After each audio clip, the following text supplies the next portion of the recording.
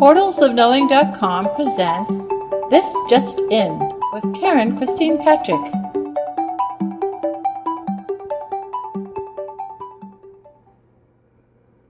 Hello, this is Karen. This Just In. Brett, Colin Shepard, and myself are getting ready to take our family to go to the UFO Watchtower event, the Cosmic Highway Conference 2017. We're very excited about it. We're going to be camping in the beautiful Santa Cristo Mountain Basin Valley, which is called the San Luis Valley. And the UFO Watchtower is an observation platform with 360-degree views of the valley. It says in their website, which is, if you want to check out the information, it's www.ufowatchtowerevents.com. We've heard about this event from friends in the New Mexico UFO and Paranormal Forum that we meet with once a month through most of the year in Albuquerque. Great people, and some of the people from that forum will be speakers at the event. And basically it's called a Cosmic Highway because it's a hotspot for UFO activity, which is I'm super excited about. I have been to several hotspots.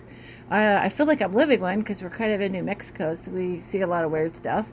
And I also took Brett to one of my favorite hotspots this last year, to James Gilliland East City Ranch. But the day we went there was just terrible, drizzly, pouring, icky Washington weather, which you could feel the beautiful energy that's there. So we got that experience, and we camped there, and it was just gorgeous, even though we were getting the rain. But since we were kind of the only people there, because it wasn't much of a watch event, we got to visit with James Gilliland, and that was just wonderful, just communing with kindred spirits, which is what's going to happen at this Watchtower event.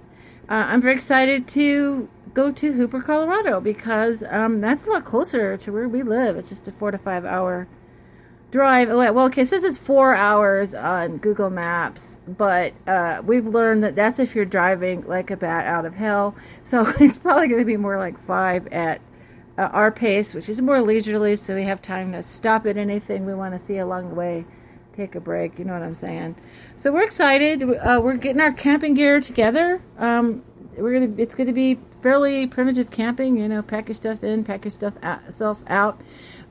Great practice for later when the weather cools down. We're gonna do some fishing and camping, and so this is really fun because it'll be camping but with a night show. So we'll be staying up late and try to keep our eyes open during the conference. But oh my gosh, we've got a great speakers lineup, because there's not just a wonderful UFO watching that you could do any time of the year there at Hooper, but also a conference. So we will be indoors listening to a great lineup of people. Some people I know, some people I don't know, and I'll read you kind of who's doing what. One of the speakers is a Bigfoot guy named Jim Myers. He's the owner of the Sasquatch Outpost in Bailey, Colorado. It says, Jim and his wife Daphne have been residents of Colorado since 2009, owners of the outpost since 2013. Let's see. And he's had a lifelong interest in Bigfoot, and that's going to be a lot of fun, because I do believe in Bigfoot. I lived in the Pacific Northwest, which is where most of the Bigfoot watch goes on, or hunt goes on, but they've literally been seen all over the United States. So I think that's exciting. When I was young and we did go camping, we went backpacking actually into a place called Fish Lake, and we kept hearing what we thought was kind of a weird bird, and later my brother got interested. Him and his family had a very close encounter with a Bigfoot. They were sitting on top of a roof, and they thought they saw a man running, being chased by helicopters. And they went down off the top of the roof of this barn. They were just chilling out up there and taking in the scenery. And they realized that the branch that sort of topped the head of this, what they thought was a man, was actually 8 feet up in the air. So they're pretty sure they saw Bigfoot. So anyway, he got into it, and he basically discovered all those different noises that the Sasquatch makes, calling to each other, and that have been heard and recorded by human beings, and he played some of those sounds for me, and boy, I just got the biggest chill because it was sounding just like what we used to hear when we were in a swamp area of the lake where we used to go backpacking. So I'm real anxious to hear Jim's talk. One of the other speakers is Misha Johnston, and she's going to present about evidence for covert military harassment, surveillance, interrogation, and mind control in the extraterrestrial experience. Oh my gosh, I consider myself a targeted individual. I've had a lot of weird things happen. A lot of times when I've tried to produce shows, I've had them be knocked off the air depending on the topic. I've had weird stuff happen to my computer. I've had all the computers in the house go down at once for no reason. It wasn't a Wi-Fi disconnect. I mean, just, enough to make me go, yep, there's really something to that. And I am an experiencer, so, I've had it connected to that. I've met Misha Johnston at several events. And she's just, for talking about such a dark topic, she's incredibly positive. She's got such light in her eyes, and she's just real pleasant. But she's able to talk about these serious things that are happening. And she's a certified hypnotherapist specializing in past life regression and trauma recovery hypnosis. And because she's an experiencer of both the, ET experience as well as My Labs, which is military abductions. She speaks very authoritatively. She also has a support group on that for online, so in the radio show. So she's awesome. I'm looking forward to having her meet my family. It's going to be a lot of fun. Also, there's going to be a couple of ladies that I do not know too much about their story, Mary and Hannah, and they're going to be talking about Signature of an Abductee, a guidebook to the extraterrestrial phenomenon through the generations. And Richard Smith, Richard Smith and I were co-hosts consecutively. So he was on a show, and then moved on, and then I was on the same show, and then I moved on. But I got to interview him a couple of times on AquarianRadio.com. If you want to go check that out, he's written a couple of books, and hopefully I pin him down and do an interview right there at our campsite. I think that'd be a lot of fun. He is a professional life-changing speaker, motivational experiencer, web design consultant, visionary author on the topic of extraterrestrial contact, the Moorish legacy, human origins, and related matters. And he has received high honors at New York State University for his work with extraterrestrial intervention and alien contact phenomenon. So he's going to be a speaker. Really looking forward to that. Will Champion, I've seen Will Champion. I've never really had a chat with him. He's kind of a distinguished-looking guy, and he talks about conspiracies, lies, cover-ups 101 and 102, how the corporate-run government media complex owns and controls the masses from cradle to grave. Oh, very, very important topic. So, I think that's important, is how, I went to the 70th anniversary of the Roswell crash. How have they been able to keep us in the dark, mushroom management, keep us in the dark and feed us bullshit. How have they been able to do that and keep experiencers off the beam? That's always my main focus, is how do experiencers be suppressed, and so I'm really looking forward to his talk.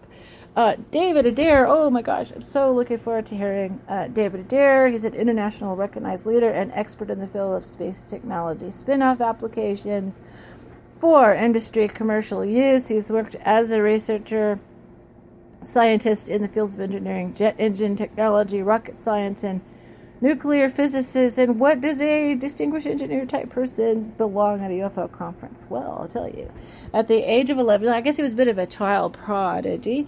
He built his first rocket. It was cryogenic liquid fuel engine. It was 6 feet tall, 200 pounds in weight, and had enough thrust to push it to an altitude of 52,000 feet at a speed of 1,600 miles an hour. Hey, that's a great science project, David. I bet you won the science fair. With a radio control guidance and parachute recovery. And then he kept building rockets bigger and faster, and apparently caught the attention of the powers that be. So he was invited to join the Navy, and he was, it doesn't say it in this description, but I know that he was brought in as a consultant to have a look at I believe it was Area 51 area, look at a craft that was AT technology. Recently on the Quantum Hologram Matrix on Spreaker, if you look at that was the show that is in hiatus right now with my good dear friend the Reverend John Pogue, and he got such a good interview out of David Adair. So go and check that out. It's an amazing story, and I'm anxious to ask. I think I probably have the most questions for David Adair, just because I'm very interested in how UFO technology has flown. I've always been interested. I've had quite a few dream sequences showing me the basic interconnect between the human operator, well, ET and or human operator, and the craft. So Brett and I will be, I'll tell you about this on another date. We will be talking in Gallup, New Mexico about UFOs. We're revisiting that topic. So I have a lot of questions for David. I think it's going to be great. There's another guy here, Larry Messeline. He is called Sunfire Thunderbear. He grew up in a religiously versatile home. I like that. Golden, Colorado. With his mother practicing Christian Science, his father being Catholic. He was baptized Lutheran, and he became a pagan. So what else would you do? I think that's what he says. He was a pagan. Let me look. I don't want to misspeak. Oh, Wicca. Okay. I think that's amazing. I've been through a religious, journey, going mostly through Christian, different denominations, and now kind of independently spiritual with a side order of ET spirituality. So I think that'll be great. And he's going to have a spiritual healing and prayer circle, so that's going to be great. Basically, if you want to know more about this event, you want to go to Watchtower, Watchtowerevents.com, and you can attend, and we're going to be there. We're going to be hanging out. If you want to come have some camp coffee, I'm going to make a real special brew of camp coffee for everybody. Anybody who shows up, they're going to get some, get a cup of coffee, stare at the sky. We're going to try to bring we don't have the fancy cameras. We're going to bring a few cameras, see what we see. I happen to be a person that is able to spot. I'm a good UFO spotter in spite of my visual issues, because I know how to call them down. I know how to let them know where I'm at. I don't know if I'll be helping the spot at all, but I will be doing those meditations in order to help, for people to have an experience if they haven't had one. And I think this is a kind of place where that happens. So please join us, Brett, myself, Brett's daughter Cheyenne, our family, all the attendees and the speakers. It's going to be an awesome event. Thank you for listening to This Just In. Hi, my name is Karen Christine Patrick. And Brett Colin Shepard. We're here today to talk about our new website we've been working diligently on, portalsofknowing.com. There are several things you can find on that website. You can find books. You can find our books by our author friends. We're bringing audio and video and other resources. And Brett, why don't you talk a second about your book? Fly Over Tchaikovsky Crater is about bases on the moon, and it's the research that I did for Ken Johnston Sr. and about the lunar base that he saw when he showed it to Dr. Thornton Page. So it came from Apollo 14, so a lot of the book is about that, and it goes back into some of the older resources and where this concept of a base on the moon come from. Yeah, the book that I'm featuring on there is The Anunnaki and the Moon, and that's talking about ancient references in the Anunnaki story to the moon, that they possibly had a base on the moon. It brings in anomaly studies to show some of that, historical studies from unique documents. We've got a lot in there that would be of interest to people who like ancient history, going all the way up to modern times, and maybe human beings came from space. So check it out. portalsofknowing.com.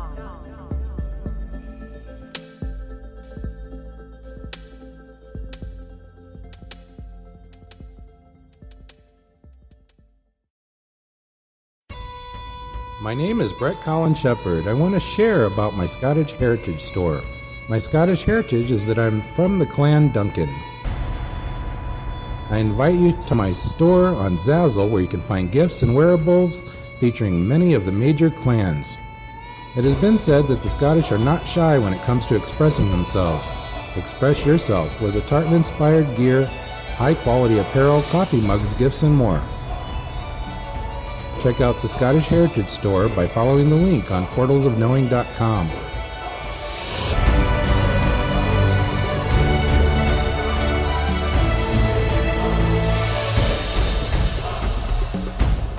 Scottish Heritage Store supports the Portals of Knowing podcasts.